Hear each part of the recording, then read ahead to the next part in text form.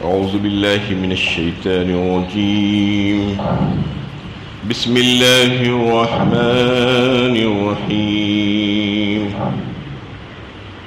الحمد لله الذي خلق السماوات والأرض وجعل الظلمات والنور ثم الذين كفروا بربهم يعدلون.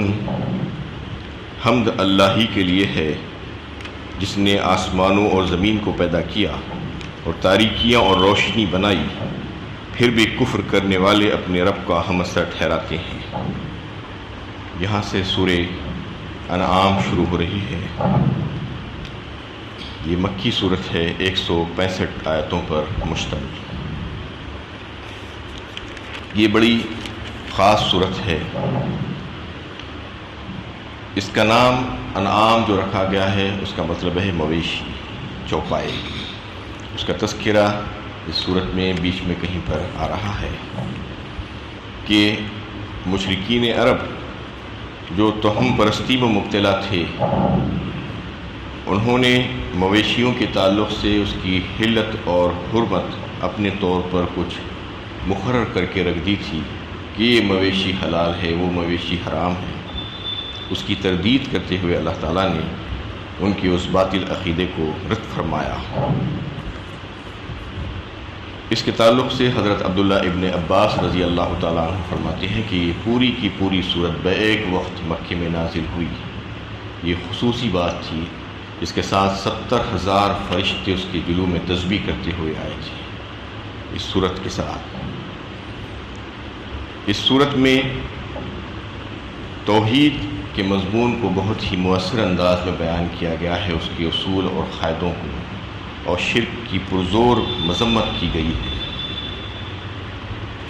اور اگر اس کے مضامین پر غور کریں تو یہ بات ہمیں معلوم ہوتی ہے کہ یہ صورت مکی زندگی کی بالکل آخری دور کی نازل شدہ صورتوں میں سے کوئی ایک صورت ہے. یہ صورت جب نازل ہوئی تو اس وقت اللہ کے نبی صلی اللہ علیہ وسلم مکہ میں دعوت و تبلیغ کا کام کرتے ہوئے ایک لمبا عرصہ گزار چکے تھے، تقریباً 12 سال کا عرصہ.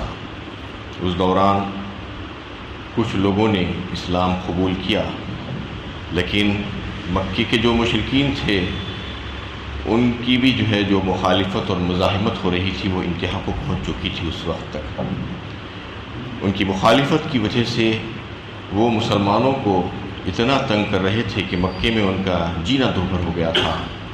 نبی کریم صلی اللہ علیہ وسلم کے مشورے پر مسلمان حبشہ کی طرف ہجرت کر گئے. وہ سب سے پہلی ہجرت تھی. تقریباً مسلمانوں نے حبشہ جا کر سکون اور عافیت کے ساتھ زندگی گزارنی شروع کر دی.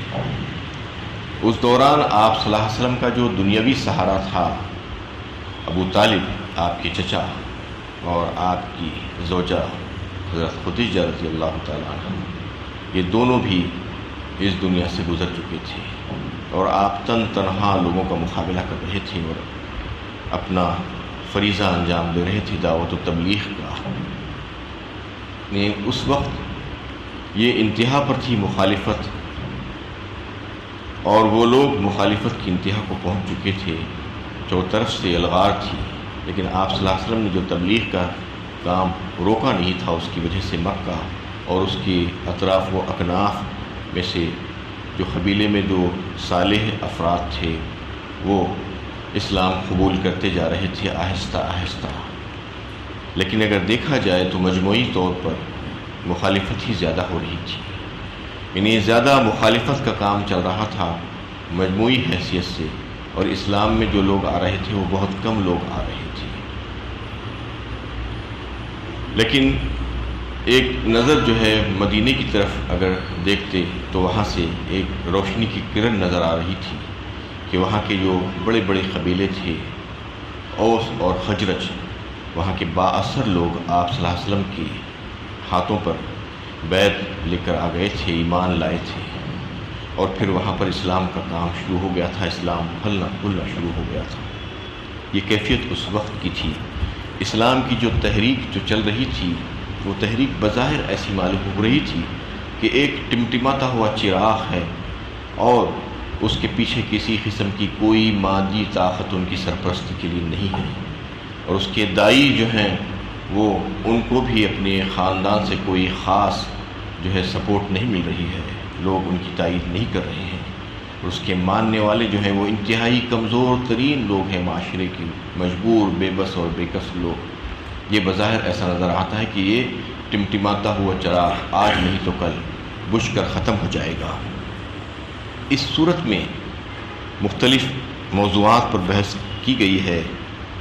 سب سے زیادہ پراثر انداز میں جو شروع آیتوں میں جو بات بیان ہوئی ہے وہ اللہ تعالیٰ کی معرفت کو پیش کیا گیا ہے، اللہ تعالیٰ کی قدرت، اللہ تعالیٰ کی توحید کو دلائل کے ساتھ، واضح دلائل کے ساتھ پیش کیا گیا ہے۔ شرک کی بھرپور کھل کر نفی کی گئی ہے اس میں، اور نبی کریم صلی اللہ علیہ وسلم اور آپ کی دعوت کی جو مخالفت ہو رہی تھی اس کا جواب دیا گیا اس صورت میں، اور مختلف انداز میں توحید کو پیش کیا گیا۔ جلیل القدر انبیاء علیہ السلام کے اسوا کو پیش کیا گیا، اور وہ توحید پر جو کاربند تھے اس شرک سے انہیں دور کا بھی واسطہ نہیں تھا۔ حضرت ابراہیم علیہ السلام کا واقعہ پیش کیا گیا، ان کی شرک سے نفرت اور بت پرستی سے نفرت اور توحید کے حق میں وہ جو تھے اس کو حجت کے طور پر پیش کیا گیا، جو انہوں نے اپنی قوم کے سامنے اس بات کو رکھا تھا، توحید کو۔ اس طریقے سے مختلف انداز میں ان لوگوں کی جو وہم پرستیاں تھیں اس کو رد کیا گیا، اس کو غلط قرار دیا گیا، اور خاتم کلام پر یہ اعلان کیا گیا کہ جن لوگوں نے الگ الگ مذاہب بنا لیے ہیں ان کا اللہ سے اور اللہ کے دین سے کوئی تعلق نہیں ہے۔ مسلمانوں کو جو ایک اضطراب کی کیفیت تھی، جو تکلیف میں زندگی گزارے تھے، ان کی تسلی بھی کی گئی اس میں کہ آئندہ ایسا وقت آنے والا ہے کہ حالات بہتر سے بہتر ہوتے جائیں گے۔ سورت کی جو شروعات ہوئی ہے وہ الحمدللہ سے ہوئی ہے، اللہ کی تعریف، پاکی، ثنا بیان کرتے ہوئے۔ دیگر اور صورتیں بھی الحمدللہ سے شروع ہوئی ہیں، جیسے سورہ کہف بھی الحمدللہ سے شروع ہوئی ہے، سورہ سبا بھی الحمدللہ سے شروع ہوئی ہے۔ اللہ تعالیٰ کی تعریف بیان ہوئی ہے اس میں۔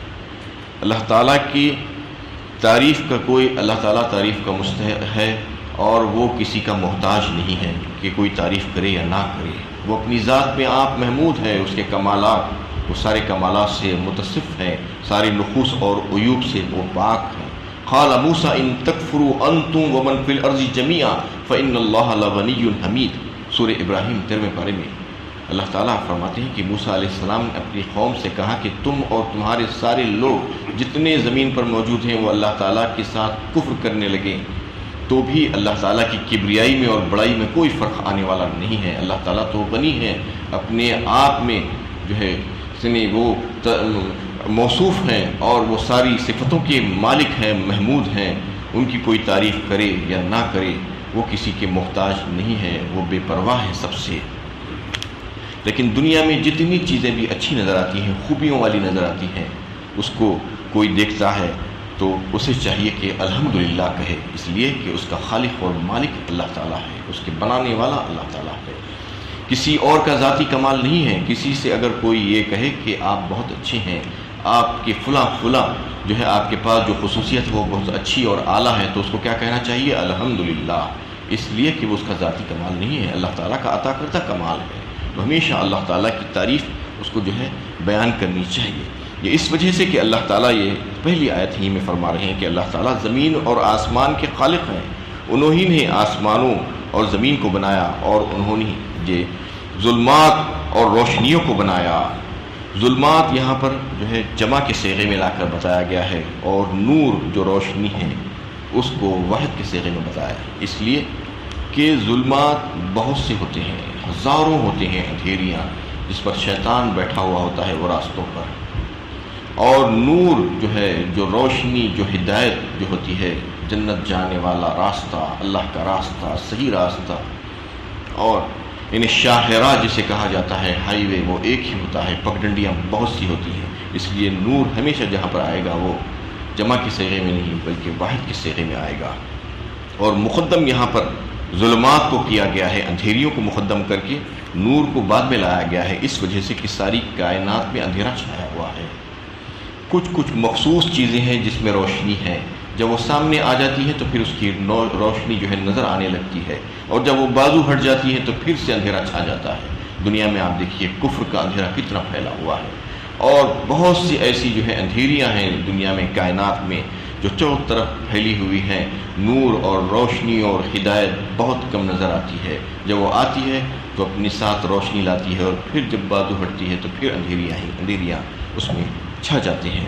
اس آیت میں توحید کو بڑے پراثر انداز میں اللہ تعالیٰ نے بیان فرمایا ہے، واضح دلیل کے ساتھ یہ کہہ دیا گیا کہ زمین و آسمان کا پیدا کرنے والا اللہ تعالیٰ ہی ہے، اور ظلمات اور نور، اندھیریوں اور روشنی کا بنانے والا اللہ تعالیٰ ہے۔ اور وہ کافروں کا جو اس بات کو تسلیم نہیں کرنا چاہتے، وہ قوم کو جو ہے متنبع کیا جا رہا ہے اس میں کہ تم جو ہے اپنے خالق اور مالک کو نہیں پہچان رہے ہو، اس کی احسان فراموشی کر رہے ہو، کرتے ہوئے تم دیگر لوگوں کو بھی اس کے ساتھ اس کا شریک و سہیم سمجھتے ہو، جبکہ یہ بات بالکل غلط ہے، کیونکہ جس نے پیدا کیا ہے یہ اصول اور ضابطہ ہے۔ جو خالق ہے، جو مالک ہے، وہی معبود بھی ہونا چاہیے، وہی الہ بھی ہونا چاہیے۔ یا ایھا الناس اعبدوا ربکم الذی خلقکم، فرمایا سورہ بقرہ پہلے ہی پارے میں جو ہے اللہ تعالیٰ نے، یعنی اے لوگو عبادت کرو اپنے رب کی جس نے تمہیں پیدا کیا، والذین من قبلکم، نہ صرف تم کو پیدا کیا بلکہ تمہارے آباء و اجداد جتنے تمہارے پہلے کے لوگ ہیں سب کو اسی نے پیدا کیا۔ جس نے پیدا کیا اس کا یہ حق بنتا ہے کہ اس کی عبادت کی جائے، اور جس نے پیدا نہیں کیا ہے اس کا یہ حق بالکل نہیں بنتا کہ اس کی عبادت کی جائے۔ تو مخلوق کی عبادت نہیں ہو سکتی، یہ بتا دیا گیا۔ وَلَئِن سَأَلْتَهُم مَّن خَلَقَ السَّمَاوَاتِ وَالْأَرْضَ وَسَخَّرَ الشَّمْسَ وَالْقَمَرَ لَيَقُولُنَّ اللَّهُ فَأَنَّىٰ يُؤْفَكُونَ۔ مشرکین عرب بھی اس بات کو تسلیم کرتے تھے کہ یہ ساری کائنات، اس میں جو چیزیں نظر آ رہی ہیں وہ سب کا خالق اللہ تعالیٰ ہی ہے۔